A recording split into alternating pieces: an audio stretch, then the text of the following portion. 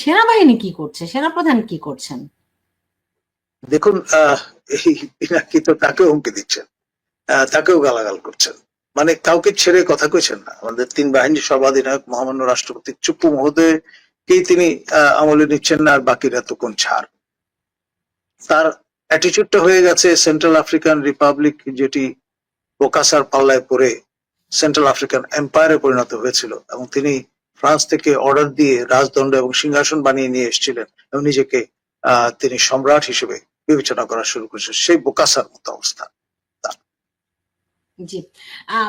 ধরেন, কিন্তু সেনাবাহিনীর অবস্থাটা কি? তারা এরকম সেনাবাহিনী তারা সতর্ক আছেন এবং আপনি বলছিলেন যে সেনাপ্রধান বলেছিলেন যে মব ভায়োলেন্স আর সহ্য করা হবে না। তারপরে গতকাল দেখলাম ভোলাতে একজন স্বামীকে বেঁধে রেখে স্ত্রীকে ধর্ষণ করা হচ্ছে, সেই ভিডিও এখন সামাজিক যোগাযোগ মাধ্যমে ভাইরাল। কুমিল্লায় আপনি দেখেন যে এক নারীকে বিবস্ত্র করা হয়েছে মুরাদনগরে। আপনি দেখেন একটি ছেলের ভিডিও দেখলাম, তাকে ছুরি দিয়ে কুপিয়ে কুপিয়ে খুঁচিয়ে খুঁচিয়ে হত্যা করা হচ্ছে। এত বিভৎস, নৃশংস। আর একটা ছেলেকে দেখলাম গাছের সঙ্গে বেঁধে তাকে পিটিয়ে হত্যা করা হচ্ছে। আর এক জায়গায় দেখলাম ছুরি দিয়ে কুপিয়ে কুপিয়ে টুকরো টুকরো করা হচ্ছে। মানে এগুলির বিবরণ বর্ণনা শেষ করতে পারবো না, যে এতগুলো ঘটনা একসঙ্গে সামাজিক যোগাযোগ মাধ্যমে ঘুরছে।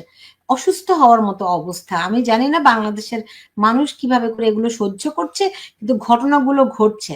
তো আমার সেনাপ্রধান তো বলেছিলেন যে আর সহ্য করা হবে না। তো ওনার সহ্য ক্ষমতা কোথায় গিয়ে পৌঁছলে ওনার মনে হবে যে না, এটাই শেষ? দেখুন, সর্বশেষ যে ঘটনাটি ঘটেছে সেটি হচ্ছে উত্তরবঙ্গে এক কোম্পানি শূন্য যারা দায়িত্বরত ছিলেন তাদের নামে মামলা করার অনুমোদন এসছে। এটি আনপ্রেসিডেন্টেড, এর আগে কখনো বাংলাদেশের ইতিহাসে এমনটি আমরা জানি না। সুতরাং একে একে আপনার ট্যাবু যা আছে, ট্র্যাডিশন যা আছে, সবই ব্রেক করার প্রক্রিয়া শুরু হয়েছে। এবং কোনো ফোন আলাপ আমরা দেখলাম ফাঁস হচ্ছে, যেখানে বলা হচ্ছে যে সেনাবাহিনী বা এই ধরনের বাহিনীকে, যারা আইন শৃঙ্খলা রক্ষার দায়িত্বে এখন মাঠে আছেন, তাদেরকে টিস্যু পেপারের মতো ব্যবহার করে ছুঁড়ে ফেলবার একটা মাইন্ডসেট নিয়ে এরা অগ্রসর হচ্ছে। তাই তো। তো তো আমি যেটা বললাম, সেনাপ্রধান কি করছেন? আমি জানি আপনি প্রশ্নের উত্তরটা দিতে চাচ্ছেন না, কিন্তু আমি জানতেই চাই।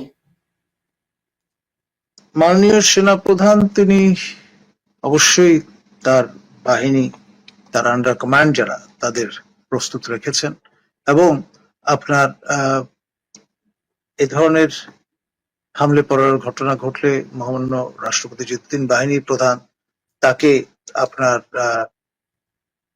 শারীরিকভাবে লাঞ্ছিত করবার চেষ্টা হলে, বঙ্গভবন নিয়ে বিস্ফোরণ ঘটানোর চেষ্টা চললে, ডেফিনেটলি সেনাবাহিনী আপনার অবাক হয়ে তাকিয়ে দেখবে বা ক্ষান্ত থাকবে, এটা ভাবার কোনো কারণ নেই। সর্বশক্তি দিয়ে তা প্রতিহত করবেন। মানে কি, সেনাপ্রধান তো ওই 5ই আগস্ট জাতির উদ্দেশ্যে ঘোষণা দিয়েছিলেন, আপনারা আমার উপর আস্থা রাখতে পারেন। তারপরে তো আমরা দেখছি প্রতিদিন মানুষকে পিটিয়ে হত্যা করা হচ্ছে। আজকে নারীদের কোনো নিরাপত্তা নেই। বাংলাদেশ আজকে বিবস্ত্র, বাংলাদেশ আজকে উলঙ্গ হয়ে পড়েছে। তো সেনাপ্রধান কি করছেন? দেখুন, আমাদের মাননীয় সেনাপ্রধান তিনি এবং তার বাহিনীর জনবলের সীমাবদ্ধতা আছে, এটা তো স্বীকার করতেই হবে। 17-18 কোটি লোকের মধ্যে কয় লক্ষ লোক ইউনিফর্ম অবস্থায় আছেন, তাই না? সুতরাং এটাও কিন্তু আমাদের ভুলে গেলে চলবে। আপনি তো আবার নতুন তথ্য দিচ্ছেন। এটা ল এন্ড অর্ডার একটা পারসেপশন। আপনার সেনাবাহিনীর উপস্থিতি একটা পারসেপশন। গুলি করার দরকার হয় না, এটা একটা পারসেপশন। তারা তো সেটা ভোতা হয়ে গেছে। কারণ হচ্ছে এই যে দিনের পর দিন আপনি ম্যাজিস্ট্রেসি ক্ষমতা দিয়ে পিপল ইন ইউনিফর্মকে পুলিশি দায়িত্ব দিয়ে বাইরে রেখেছেন। এখন পুলিশ তার যে বাহিনী হিসেবে মোরাল বা মনোবল ভেঙে পড়েছে, এটা তো স্বীকার করতেই হবে। এখন পুলিশের কাজ তো সেনাবাহিনী দিয়ে হবে না। একটু সিভিল পাওয়ার, তারা তাদের উপস্থিতি বজায় রাখছেন বলে এখন পর্যন্ত একটা ধামাচাপা অবস্থা চলছে। এবং আজকে তারা যদি প্রত্যাহার করে নিয়ে যান নিজেদেরকে, সেনা বেড়াকে ফিরে যান, পুরো দেশ কলাপস করবে, এতে কোনো সন্দেহ নেই।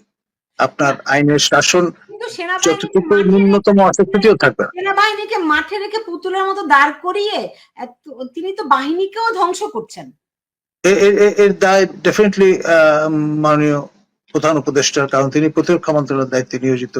তাকে সহায়তা করার জন্য সেখানে যুক্ত হয়েছেন আমাদের মাননীয় নিরাপত্তা উপদেষ্টা খলিল রহমান। তারা কিন্তু দায় এড়াতে পারেন না। ডেফিনেটলি পলিসি ডিকটামটা তো তাদের কাছ থেকে আসছে। আমরা আমরা দেখলাম যে নিরাপত্তা উপদেষ্টা খলিলুর রহমান গেলেন চায়নাতে, যেখানে যাওয়ার কথা ছিল সেনা প্রধানের। তো বিষয়টি কি দাঁড়ালো? এখন অ্যাজ পার র্যাঙ্ক স্ট্যাটাস মন্ত্রী মর্যাদায় যিনি আসীন আছেন, তিনি প্রোটোকল ওয়াইজ উপরে, এটা যিনি আন্ডার কমান্ড হিসেবে থাকবার কথা তিনি উপরে। ফলে যা হবার তাই হচ্ছে। আপনার মন্ত্রণালয়ের নিয়ন্ত্রণ এমওডি, মিনিস্ট্রি অফ ডিফেন্সের নিয়ন্ত্রণ তো প্রফেসর ইউনুস এবং তার আপনার সহযোগী খলিল রহমানের। তো তো সেনাপ্রধান তাহলে মানুষকে আশ্বাস তাদের দায়িত্ব। তিনি একজন ভালো মানুষ বলেই এই আশ্বাস দিয়েছিলেন। ভালো মানুষ মানে কি? দেখেন, আমাদের সমাজে একটা কথা আছে যে ভালো মানুষ মানে যে বোকা, যে অক্ষম, যে কিছু পারে না, হ্যাঁ, তাকে আমরা ভালো মানুষ বলি। আবার অনেকে বলে আমি ওই অর্থে ভালো মানুষ বলিনি। আমি যেটা বলবার চেষ্টা করেছি, তিনি পারসিস্টেন্টলি এবং কনসিস্টেন্টলি যে বিষয়টা আপহোল্ড করেন সেটি হচ্ছে ইজ এ সোলজার, এবং পেশাদারিত্বের সঙ্গে কাজ করবেন। রাজনীতি এবং দেশ শাসন তাদের কাজ নয়, এটা বারংবার সেটি বলেছে। নারীদেরকে ধর্ষণ করা হচ্ছে, গ্যাং রেপ করা হচ্ছে, মানে এইরকম অবস্থা দিনের পর দিন বাংলাদেশে। এটি দেখবার দায়িত্ব ইন এ ওয়ে আন্তর্জাতিক সম্প্রদায়ের এবং জাতিসংঘের, এবং সে কারণেই কোন কোন দলের পক্ষ থেকে বলা হচ্ছে যে সামনে নির্বাচন জাতিসংঘের অধীনে আয়োজন করবার। আমাদের প্রতিবেশী রাষ্ট্র কম্বোডিয়াতে জাতিসংঘের তত্ত্বাবধানে নির্বাচন আয়োজন করা হয়েছিল। এখন দিন দিন বাংলাদেশ কিন্তু একটা কনফ্লিক্ট জোনে পরিণত হচ্ছে, এবং কনফ্লিক্ট জোনে কখনোই দেশের যে কাঠামো আছে তার আওতায় নির্বাচন যজ্ঞ সম্পন্ন করা সম্ভবপর হয় না। কম্বোডিয়াতে কনফ্লিক্ট জোন বলেই সেখানে জাতিসংঘের তত্ত্বাবধানে নির্বাচন আয়োজন করা হয়েছিল, এবং সেই নির্বাচন পর্যবেক্ষণ করতে কনফ্লিক্ট জোন বানানো হচ্ছে যাতে করে ওই যে জাতিসংঘের যে করিডোর চায়, আমেরিকা যে করিডোর চায়, সেগুলো যাতে করে সুন্দর করে দিয়ে দেয়া যায়, তাই তো? এখন ধরুন জামাতে ইসলামের পক্ষ থেকে এই জাতিসংঘের তত্ত্বাবধানে নির্বাচন আয়োজনের আহ্বান জানানো হয়েছে। এখন তারা কি বুঝে এই আহ্বান জানিয়েছেন আমি জানি না, তবে এটি ফোরফ্রন্টে তো এসছে। জি, সেটা তো নীল নকশারই অংশ, এটা তো নতুন কিছু নয়। এ কারণেই জাতিসংঘের একটি মানবাধিকার কমিশনের অফিস নেওয়া হচ্ছে বাংলাদেশে, যে অনুমোদনটি দেওয়া হয়েছে সেটা তো আমরা জানি, এবং এটি হচ্ছে ওই যে মূল মেটিকুলাস প্ল্যানেরই অংশ নাকি? এটা আসলে কেউ যদি বলেন সেটা মেনে নেওয়া ছাড়া কোনো উপায় থাকছে না, কারণ সবটাই তো master mind, meticulous design, homework তার অংশ বলেই পরিগণিত হচ্ছে। ওকে, সেক্ষেত্রে তো জামাত তাদের কি প্লেয়ার? ডেফিনেটলি, এতে কোনো সন্দেহ নেই, কারণ তারা খোলামেলা কথা বলেন, এক এক সময় এক এক রকমের অবস্থান নিচ্ছেন। Very dynamic in that sense of the term. Very dynamic, মানে একটা কথা বলে না যে play according to the tune, মানে সঙ্গীতের মূর্ছনার সঙ্গে তাল রেখে মিল রেখে তারা তাদের কার্যক্রম পরিচালনা করছেন। তো এখন এখন এখন হবেটা কি? ধরেন 3 জুলাই যেই পরিকল্পনা ফাঁস হলো, এবং যদি একটা অরাজক পরিস্থিতি, অরাজকতা তো অবশ্য চলছেই এখন এই মুহূর্তে দেশে, এটা নাকি এখন ইনস্টিটিউশনাল ফর্ম নিয়ে ফেলেছে আর কি। তো এখন এখান থেকে কতটা বিস্তৃত হয়েছে অরাজকতা, ফ্রান্সের রাজধানী পর্যন্ত পৌঁছে গেছে। সেখান থেকে অঙ্গুলি হেলনে হত্যার হুমকি দেওয়া হচ্ছে ঢাকায় বসবাসরত ব্যক্তিবর্গ। তো এই যারা যারা মব গুলো করছে, যারা এভাবে নারীদেরকে ধর্ষণ করছে, বিবস্ত্র করছে, মানুষকে হত্যা করছে, এদের কি কাউকে আটক করা হচ্ছে? আপনার সম্প্রতি সাবেক আপনার প্রধান নির্বাচন কমিশন নুরুল হুদা মহোদয়, যিনি বীর মুক্তিযোদ্ধা, তাকে যেভাবে বেইজ্জত করা হয়েছে, জুতো পেটা করা হয়েছে, যারা করেছেন তাদের দু একজনকে আটক করা হয়েছিল, দ্রুততম সময়ের মধ্যে জামিন দিয়ে উৎসাহিত করা হয়েছে যে ধরনের কাজ আবারও করা যেতে পারে। তো আপনারা কেমন আছেন? ডেফিনেটলি আমাদের পিনাকি ভট্টাচার্যের রসানলে আছি, তার অঙ্গুলি বেলনে শফিক মহোদয় উদ্বেলিত হন, আমাদের দুদক সক্রিয় হয়ে ওঠে, আপনার মব তো মাথার ঘাড়ের উপর ঝুলছেই, যে কোনো সময় আক্রান্ত হবার পরিস্থিতিও তৈরি করে ফেলতে পারেন, কারণ তিনি তার হাত এত লম্বা যে জেলখানার মধ্যেও তিনি উৎপীড়ন করার সদম্ভ ঘোষণা দিয়ে ফেলেছেন। বুঝতে পেরেছি। আর এগুলো তো মব নয়, প্রেস সেক্রেটারি বলেছেন এগুলো হচ্ছে প্রেসার গ্রুপ।